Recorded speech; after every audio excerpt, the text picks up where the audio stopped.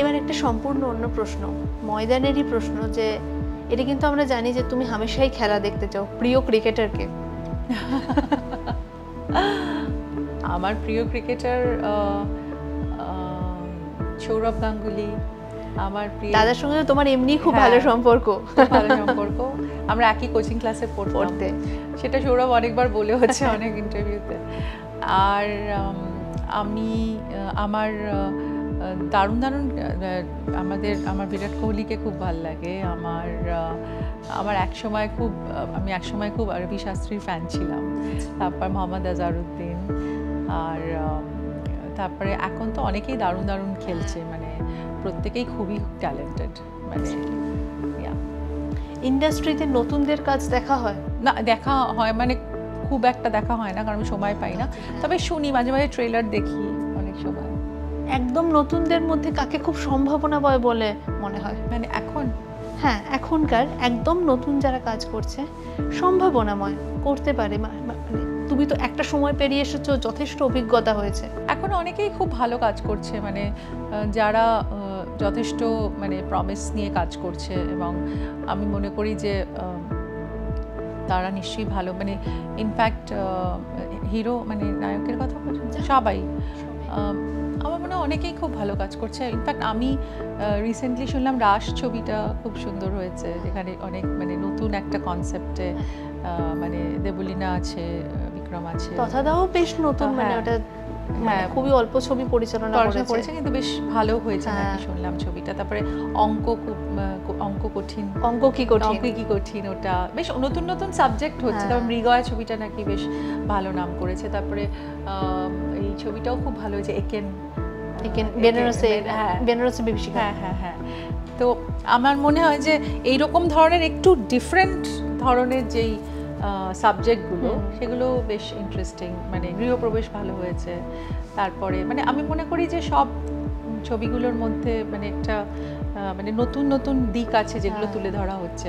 In fact আমার পুরাতন মানে একটা আর পুরাতন থেকেও কিন্তু একটা নতুন দিক সৃষ্টি হলো। পুরাতনে তো দর্শকদের জন্য অনেকগুলো ট্রিট ছিল। হ্যাঁ, ট্রিট ছিল। আর পুরাতন আমার মনে হয় পুরাতনটা ফার্স্ট রিলিজ ছিল মানে পয়লা বৈশাখে, অ্যান্ড ইট অ্যাকচুয়ালি মানে মোটিভেট করে দিল মনে হলো পুরো সিনেমা, মানে পুরো সিনেমা ইন্ডাস্ট্রিকে, যে এতগুলো ভালো ভালো পরপর কাজ আমরা দেখতে পেলাম।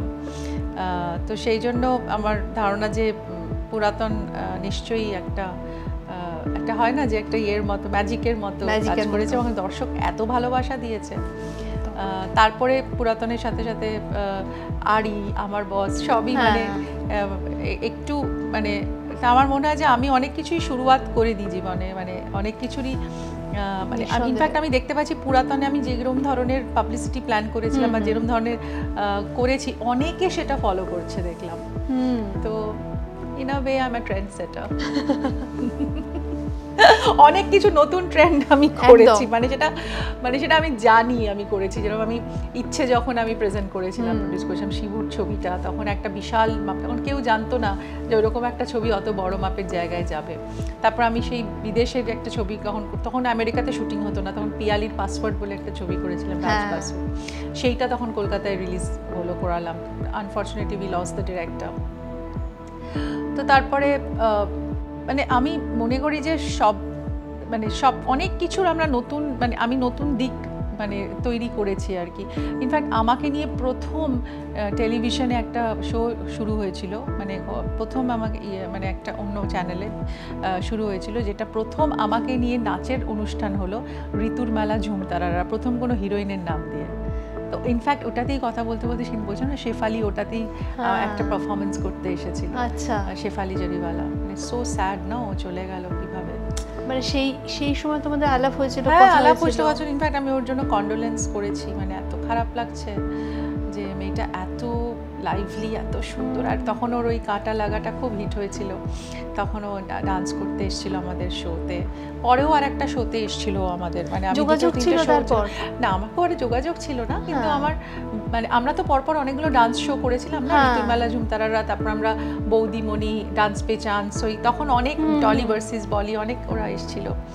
তো ইটস ভেরি স্যাড যে মানে এভাবে চলে গেল। আসলে মানে ওইটাই বলছিলাম যে মানে পেশেন্স, তারপরে ফ্রাস্ট্রেশন, অনেকগুলো জিনিস আমাদের জীবনে কাজ করে। আর এই যে আজকাল এই যে শরীরের উপর মানুষ এত করছে না অত্যাচার, মানে আজকে ওর সেটাই বলছে যে ওর শরীরের উপর এত অত্যাচার করে, মানে এত এরকমভাবে ট্যাবলেট খেয়ে নিয়েছিল, তারপরে ওর ব্লাড সুগার পড়ে গেল। এটা কি ইন্ডাস্ট্রির চাপ, মানে কিসের চাপ? দেখো, যতই চাপ থাকুক, মানুষের জীবন, মানুষ যদি ভালো করে তার মানে একটা জিনিসকে যদি মাথা ঠান্ডা করে কিছু না করতে পারে, সারাক্ষণ যদি চাপের মধ্যে থাকে, তো আমরা যখন এই সময় আমরা কথা বলছি এইখানে এই মুহূর্তে দাঁড়িয়ে থেকে, যে আমরা এত অ্যাডভাইস শুনছি, এত টেড টক হচ্ছে, এত সবাই বলছে বডি শেমিং করা উচিত, আমরা যেরকম বডি আছে সেরকমভাবে কাজ করবো, তাহলে এত চাপটা কিসের আমি বুঝতে পারি না। আমরা একদিকে বলছি যে না, সবাই সেম, সবাই জেন্ডার ইকুয়াল, সবাই বডি ইকুয়াল, ছেলে মেয়ে সমান, কারো মানে কেউ যদি এক্সট্রা লার্জ বলে ছবিও বানালো সোনাক্ষী সিনহা আর রিচা চাড্ডা, যেখানে বলা হলো যে তাদের বডি মানে মানুষের জীবনের মূল উদ্দেশ্য হচ্ছে তার ফোকাস, সে কীভাবে তার জীবনটা কাটাবে, তার সাকসেস ডোন্ট ডিপেন্ড, মানে বডির মানে সাকসেস ডাজন্ট মানে is not dependent on any body shape or form, তাই তো? তারপরেও আমি জানি না কী করে, আমি সেখানে বিদ্যা বালানকে অনেক ক্রেডিট দিই। বিদ্যা এই যে মানে বলছিল সেদিনকে যে হ্যাঁ ঠিক আছে, আমার এরকম একটা ছিল, তো আমি একটা ইয়ে পেলাম, যে একটা অ্যান্টি ইনফ্ল্যামেটরি একটা ইয়ে পেলাম, যেখানে আমি অ্যান্টি ইনফ্লামেশন, যেগুলো আমার ইনফ্লামেশনের জন্য হচ্ছিল, কিন্তু তাতে তো ওর কাজও বন্ধ করেনি।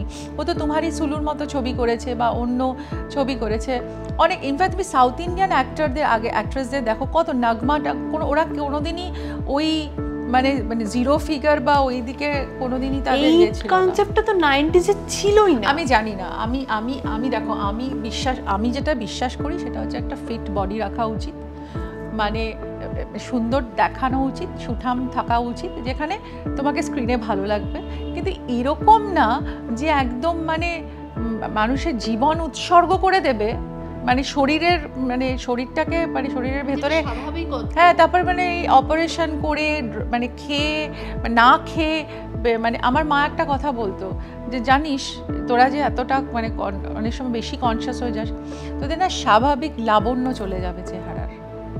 তোরা যদি একদম খাওয়া বন্ধ করে দিস, বা তোদের মানে মনে হয় যে তোরা সব কিছুর থেকে বর্জন করে, তোরা সব কিছুর থেকে একটু একটু করে নিয়েই কিন্তু সুন্দরভাবে থাকা যায়।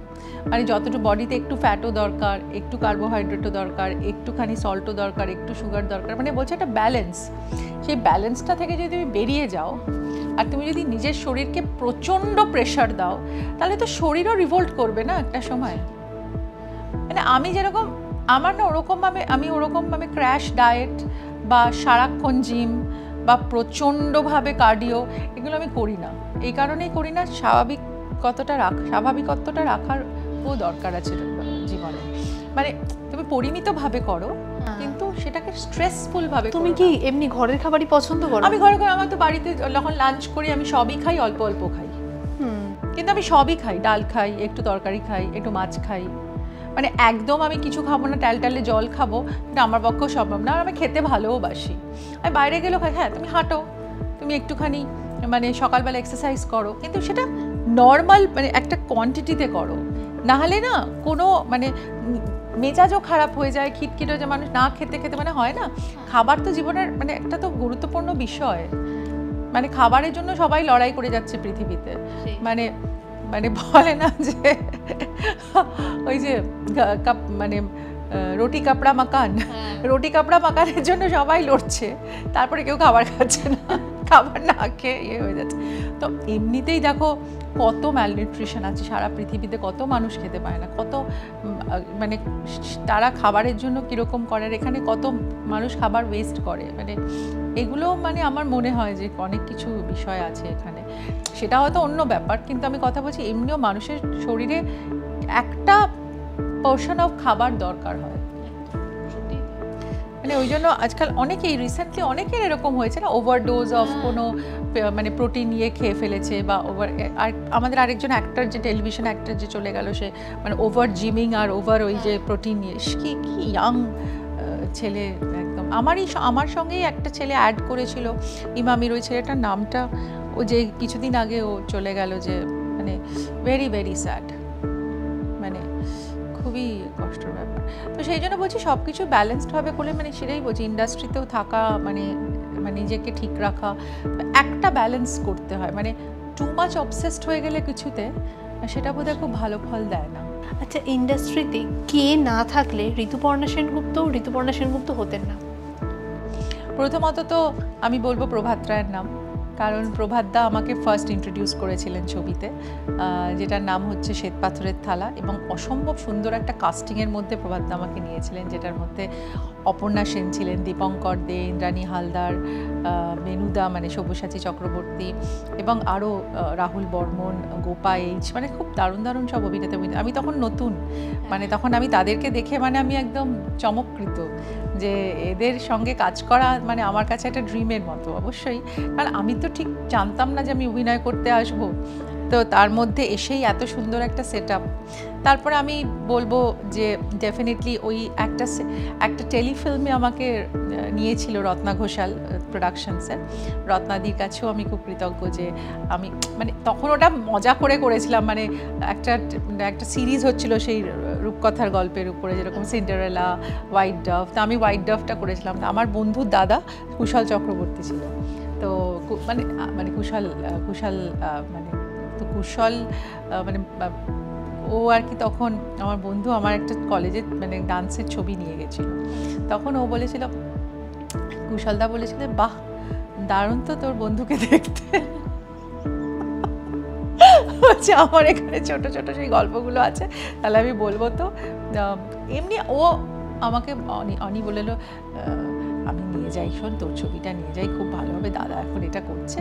ও আমার ক্লাসমেট ছিল আর কি, মানে কলেজে, এখনও খুব মানে ভালো বড় কলেজে পড়ায়। তো তখন নিয়ে গেল, তখন ওই রত্না দিয়ে আমার ছবিটা দেখে খুব মানে করলো, বল ঠিক আছে তোমার। তো আমি দেখা করলাম, মানে মজা করে, মানে একটা জাস্ট ওই হয় না যে ছোট একটা জিনিস করব, ওইটা করেছিলাম আমি, গীতা দে আর অরিন্দম গাঙ্গুলি, একটা ছোট্ট হোয়াইট ডাবে একটা ছোট্ট এপিসোড।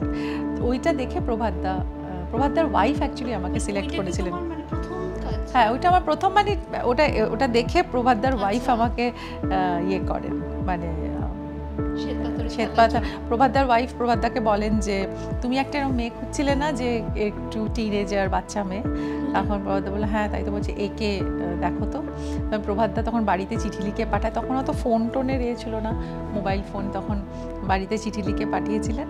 তখন আমি NT1 স্টুডিওতে প্রভাতদার সাথে গিয়ে দেখা, মানে তখন বাড়িতে তো সাংঘাতিক গিয়ে, যে কী করে মানে সিনেমাতে কী করে মানে বাবা তো একদমই ইয়ে করছিল। তখন মা বললো ঠিক আছে, অত বড় পরিচালক ডেকেছে যখন, একবার যাই। হ্যাঁ, তো গেছিলাম NT1। কিন্তু সেই মা দেখো, এখানেই মা NT1-এ গেছিলাম।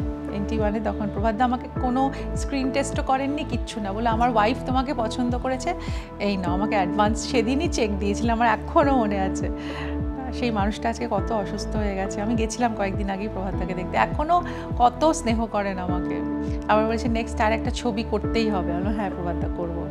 হ্যাঁ, মানে এখনো তো আমার মাঝে মাঝে একতার সঙ্গে কথা হয় আর কি।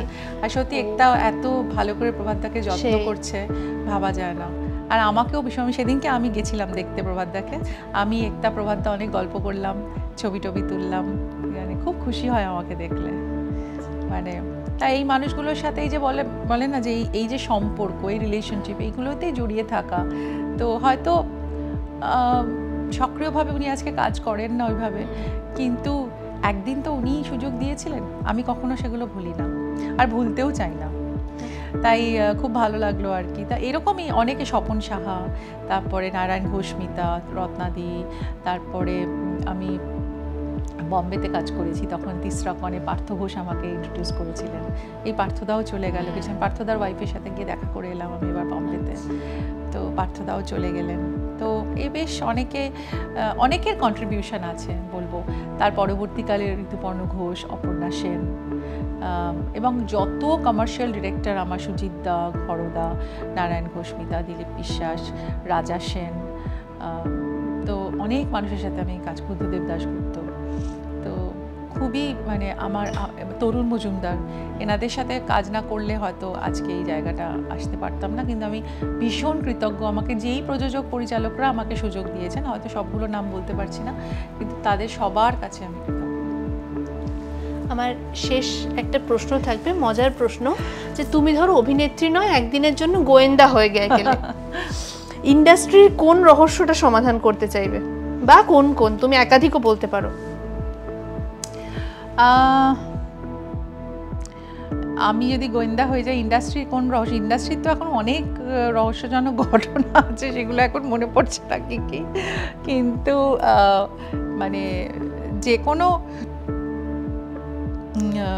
ইনভেস্টিগেশন করতে চাইবো যে অনেক অভিনেত্রীরা যারা মানে অনেকে বলেছেন যে আর কাজ করতে ভাল লাগছে না বা ইচ্ছে করছে না, অনেকে সরে যাচ্ছেন, তাদের ইনভেস্টিগেশন করতে চাই যে কেন, কী জন্য, কী কারণ, তাদের ইনভেস্টিগেশন করতে চাই। তারপরে আরেকটা ইনভেস্টিগেশন করতে চাই যে সুচিত্রা সেন হঠাৎ কেন সরে দাঁড়ালেন ছবি থেকে, আর ছবি করলেন না। এটা আমার কাছে একটা প্রশ্ন, কারণ ওনার মতো এত নাম করা একজন অভিনেত্রী, এত দুর্দান্ত তার মানে বিরাট পরিচিতি, এবং তিনি যা ইন্ডাস্ট্রিতে কন্ট্রিবিউট করে গেছেন সেটা মানে কি বলবো, মানে সেটা আর কি তার কোনো লেখাজোখা নেই, কিন্তু একটা সময় উনি হঠাৎ করেই সরে গেলেন। তো কেন সরে গেলেন জানতে ইচ্ছে করে। তবে রিসেন্টলি আমি একটা কমপ্লিমেন্ট পেয়েছি, সেটা শেয়ার করি। সেটা হচ্ছে যে মুনসেন আমাকে বললেন যে মা তোমাকে ভীষণ পছন্দ করতেন অভিনেত্রী হিসেবে, বলেছিলেন যে ওকে সুন্দর দেখতেই না, ও খুব ভালো অভিনয় করে। মানে এইটা শুনে মানে আমি কোথায় যে ছিটকে গেলাম আমি জানি না। রাইমা তো আমার খুব ভালো বন্ধু, রাইমাও বলে দিদা তোমাকে লাইক করতো, মানে ইউনো লাইক সো। কিন্তু আমার একটাই দুঃখ রয়ে গেল যে ওনার সাথে আমার কোনোদিন দেখা হলো না, মানে এটা আমার খুব দুঃখ রয়ে গেল সত্যি। আমি কেন যে দেখা করতে, আসলে ওনার প্রাইভেসিটা সবসময় সম্মান করতাম বলে কখনো বলিনি। একটা সময় অবধি তো আমি জানতাম উনি ছিলেন, তারপরে তো উনি চলে গেলেন। কিন্তু বেনু আন্টির সঙ্গে অনেক বেশি আমি, মানে বেনু আন্টি আমাকে মানে বেনু আন্টি আমার ফ্যামিলির মতো, মানে বেনু আন্টির সঙ্গে অন্য সম্পর্ক আর কি। ইনফ্যাক্ট বেনু আন্টি যিনি চলে গেলেন, মানে যাই হোক সেটাও আমার কাছে খুব দুঃখের বিষয়। আমি ভীষণ ভীষণ ভীষণ স্নেহ করতেন বেনু আন্টি, তো কিন্তু ওনার সাথে কখনো আমার দেখা হয়নি, তো এটা একটা ক্ষোভ আছে। অথচ মানে উনি তোমার প্রশংসা করেছিলেন, কারণ আমি আর রাইমা তো একসাথে কাজ করেছিলাম অনুরণনে, দেখেছিলেন। তো ইনফ্যাক্ট সেদিন ওদের বাড়িতেও গেছিলাম, তারপর ওনার জন্মদিনে আমি একটা ছবিও পোস্ট করেছিলাম আমরা একসাথে, আমি রাইমা রিয়া। তো তখন ঘুরে ঘুরে দেখছিলাম ছবিগুলো, মানে এত নস্টালজিক, এত মানে মনে হয় যে কত কিছুর সাক্ষী উনি, না মানে মানে কোন জায়গা থেকে কোন জায়গায় উত্তরণের জায়গায় উনি নায়িকা বলছো, নায়িকা দিয়ে কী কী কাজ উনি করে গেছেন, মানে নায়িকা মানে অ্যাজ আ মানে গ্ল্যামারাস হিরোইন, আবার ওরকম একজন অভিনেত্রী, মানে মানে ইন্ডাস্ট্রিকে কোনো নতুন রূপ দিয়ে গেছেন, মানে she is always an inspiration. আর বেনু আন্টিও অনেক দারুণ দারুণ কাজ করে গেছেন, মানে সেটা মানে আজও মেঘে ঢাকা তারা মানে ইন্টারন্যাশনালি অ্যাক্লেম ছবি, মাধবী আন্টি, মানে এদের কোনো জুড়ি হবে না। আমি মাধবী আন্টিকে বলছিলাম সেদিন যে ক্যান ফিল্ম ফেস্টিভ্যালে গিয়ে প্রথমে দেখা যায় যে চারুলতা, মানে সেটা এখনো মানে জল জল করে ওখানে, মানে তো মানে ইমেন্স কন্ট্রিবিউশন এদের। বাংলা ছবি ভীষণ রিচ, মানে খুব রিচ, মানে কি কি অভিনেত্রী, মানে আমি সেদিনকে একটা পড়ছিলাম উত্তম কুমারের নায়িকারা, উনি কত অভিনেত্রীর সাথে কাজ করেছেন, এবং কি কি দুর্দান্ত দুর্দান্ত অভিনেত্রীরা, মানে হয়তো সবাই ওইভাবে আত্মপ্রকাশ করেননি, কিন্তু মানে বেশ কিছু ভালো ছবি সবার ঝুলিতে আছে। সুমিত্রা মুখার্জি আরেকজন কি অপূর্ব অসাধারণ অভিনেত্রী। ইনফ্যাক্ট আমি লাকি যে সুমিত্রা আন্টির সাথে আমি কাজ করতে পেরেছিলাম, পারমিতার একদিন করেছি, আরেকটা ছবিও করেছিলাম। তারপরে লিলি আন্টি, মানে কি কি অভিনেতা, মানে তারপরে আমরা যিনি চলে গেলেন অঞ্জনা ভৌমিক, কি অভিনেত্রী, কি ভালো ভালো ছবি, মানে চৌরঙ্গি, তারপরে মানে ওই ছবিটাও খুব সুন্দর, ওই যে স্টেশনের নায়িকা, ছবিটার নাম খুবই সুন্দর। মানে যাই হোক, এরা মানে মনে হয় যে মানে এরা অনেক আরও হয়তো ওই সময়টা আরেকটু অন্যরকম ছিল, কিন্তু তখনও প্রতিকূলতা ছিল, তখনও কম্পিটিশন ছিল, সব কিছু ছিল। তাই জন্য এখন মনে হয় যে সব কিছুর মধ্যে এত ফাস্ট পেস হয়ে গেছে, তো তার মধ্যেই আমাদের পেশেন্স রেখে ভালো করে সব কিছু করতে হবে। তো আপাতত ম্যাডাম সেনগুপ্তা নিয়ে এখন খুবই আমি মানে ইন্সপায়ার্ড যে এই ছবিটা নিশ্চয়ই মানুষের কাছাকাছি পৌঁছবে। তোমার নামের সঙ্গে একটা বেশ মিল আছে। এক্স্যাক্টলি, আর ম্যাডামের মধ্যে একটা ওয়েট আছে, আরো রেসপন্সিবিলিটি। আর তারপরেই আবার আসছে আমার গুড বাই মাউন্টেন্স খুব শিগগিরই, যেটা ইন্দ্রাশিসের ছবি, আবার আমি আর ইন্দ্রনীল পুরাতনের পরে। তো এটাও একটা বিষয়, এবং তো বেশ লাগছে, মানে ভালো লাগছে, বেশ অনেকগুলো ইন্টারেস্টিং কাজ করছি। আমি সবসময় ভাবি যে ভালো কাজ করছি, আরো ভালো কাজ হবে, এটাই আমার মন্ত্র। ঋতুদির মন্ত্র এবং ঋতুদির সঙ্গে আড্ডা কোনোটাই শেষ হবার নয়। আজকের মতো এখানে থামতে হচ্ছে আমাদের। বাকি সমস্ত খবরের জন্য নজর থাক এবিপি লাইভে, এবং ঋতুদির নতুন সমস্ত ছবির জন্য অনেক শুভেচ্ছা। Thank you so much. Thank you.